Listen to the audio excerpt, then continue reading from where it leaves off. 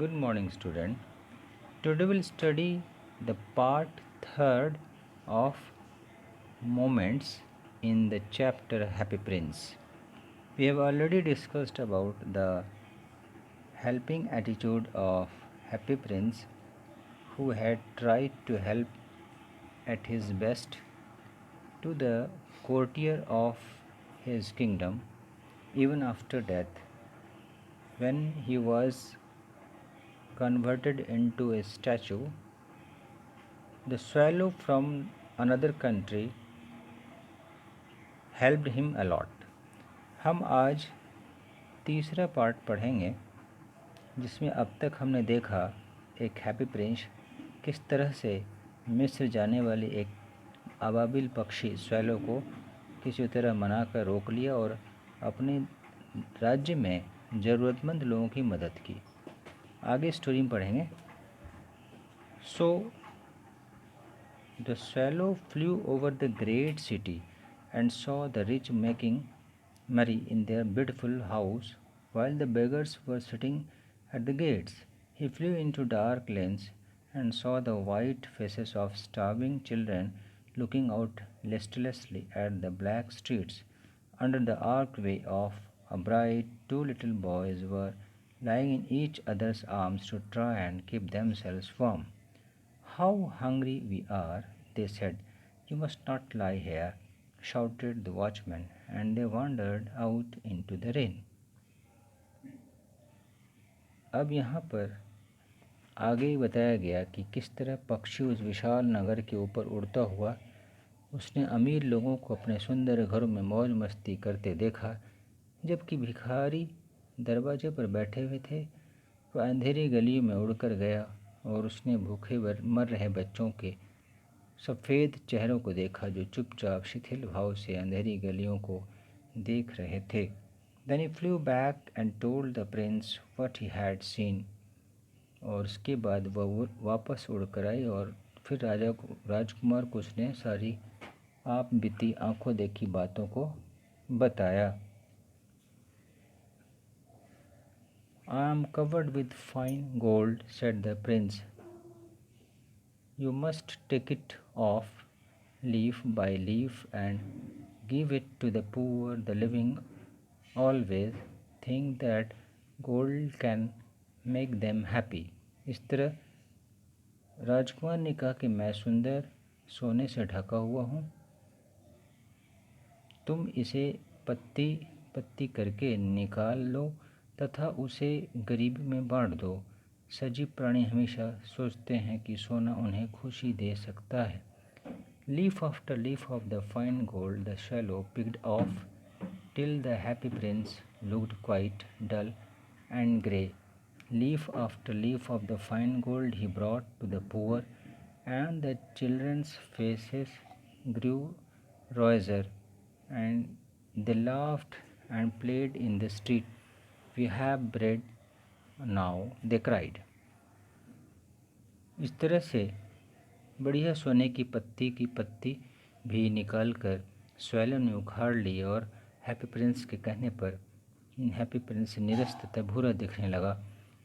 बढ़िया सोने की पत्ती को उसने गरीबों में बांट दिया और बच्चे के चेहरे गुलाबी हो गए तथा गली में वो खेलने लगे और कहने लगे कि अब हमारे पास खाने की रोटी हो जाएगी और चिल्लाने लगे। Then the snow came, and after the snow came the frost.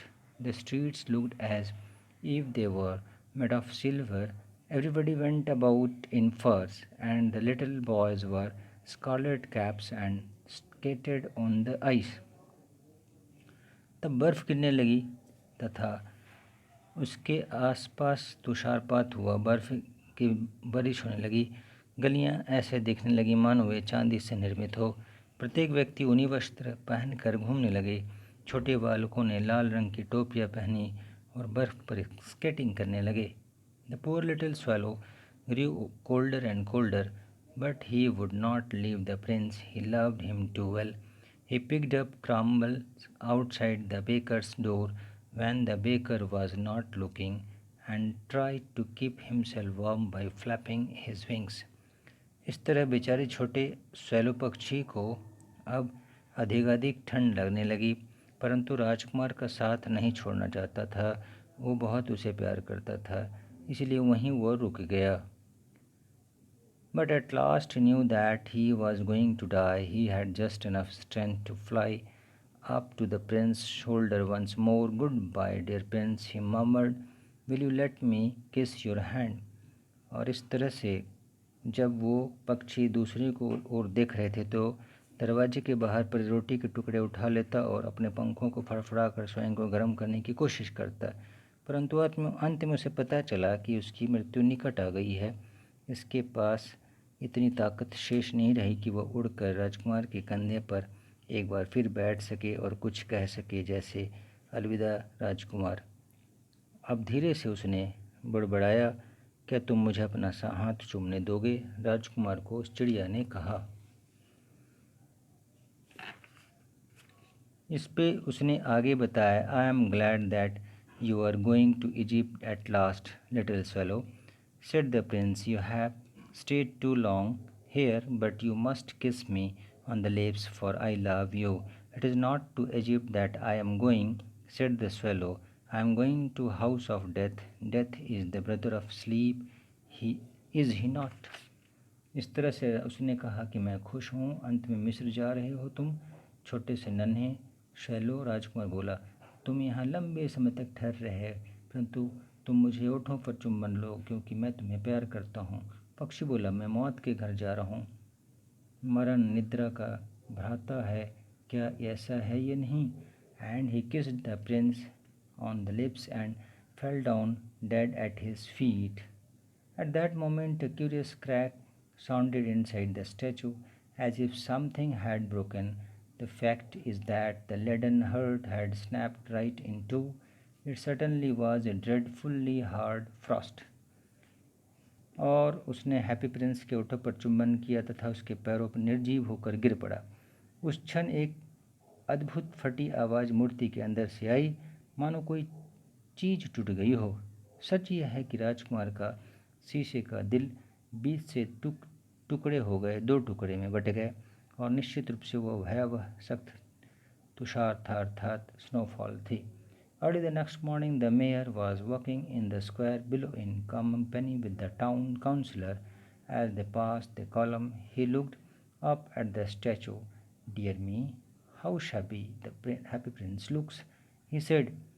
और अगले सुबह शहर के नगरपालिका के चीफ महापौर सदस्यों के साथ मैदान में घूमने आए। तब वे खंभा के समीप से निकले तो महापौर ने मूर्ति को देखकर कहा, "मुझे चाहो कितना गंदा अब हैप्पी प्रिंस लग रहा है।"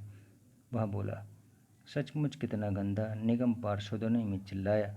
जो महापौर की बात से हमेशा सहमत रहते थे वह सभी मूर्ति को देखने ऊपर गए। "How shabby indeed," cried the town councillor, who always agreed with the mayor, and they went up to look at it. "The ruby has fallen out of his sword, his eyes are gone, and he is golden no longer," said the mayor. "In fact, he is little better than a beggar." "Little better than a beggar," said the town councillor. "And here is actually a dead bird at his feet," continued the mayor. "We must really issue a proclamation that birds are not be allowed to die here," and the town clerk made a note of the suggestion. और उनकी तलवार में जड़ी हुई लाल मणि गिर चुकी थी, उसकी आंखें जा चुकी थी, मूर्ति पर सोने का पत्र भी नहीं रहा। मेयर ने कहा कि सच में यह एक भिखारी जैसा दिख रहा है, और वास्तव में उसकी पैर के पास एक मृत पक्षी भी पड़ा है। मेयर ने कहा, "हमें एक घोषणा कर देनी चाहिए कि पक्षियों को यहाँ मरने की अनुमति नहीं है।" इस पर नगरपालिका के क्लर्क ने फटाफट सुझाव को नोट कर लिया।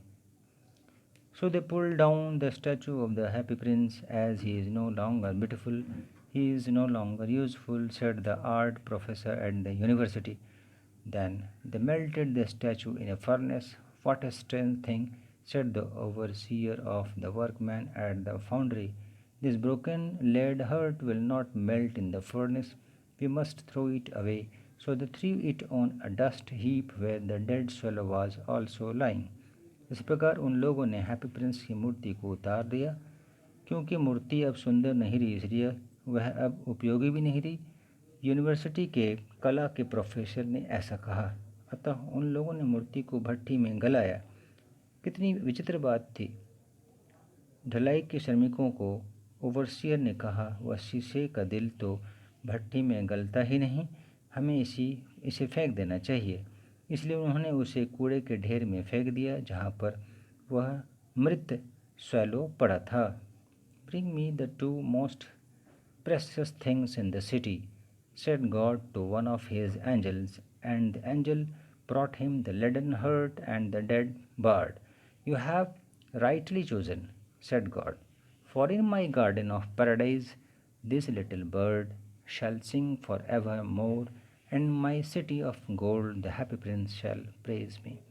और अब लास्ट में कहानी में बताया जा रहा है कि देवता भगवान ने अपने एक देवगण से, एंजल से कहा कि नगर में जाओ और जाकर सबसे अधिक कीमती वस्तु जो 2 होनी चाहिए लेकर आओ। भगवान के उस एंजल ने, देवदूत ने कहा और वह तुरंत आदेश मानकर चल पड़ा शहर की तरफ। देव ने उस एंजल ने भगवान के पास शीशे का दिल तथा मृत पक्षी उठा लाया। इस पे भगवान ने कहा, तुमने सही चयन किया है, क्योंकि मेरे स्वर्ग के बगीचे में यह नन्हा पक्षी सदैव गाता और गुनगुनाता रहेगा, और मेरे स्वर्ण नगरी में यह हैप्पी प्रिंस हमेशा मेरी संगीत, गीत और प्रशंसा करता रहेगा। इस तरह से हैप्पी प्रिंस की अद्भुत कथा, जिसमें स्वैलो और हैप्पी प्रिंस मिलकर अपने नगर के उन निवासियों की हैप्पी प्रिंस ने मृत अवस्था के बाद भी और जीवित अवस्था में भी मदद करने की कोशिश की। नेक्स्ट पार्ट में हम लोग क्वेश्चन आंसर पढ़ेंगे।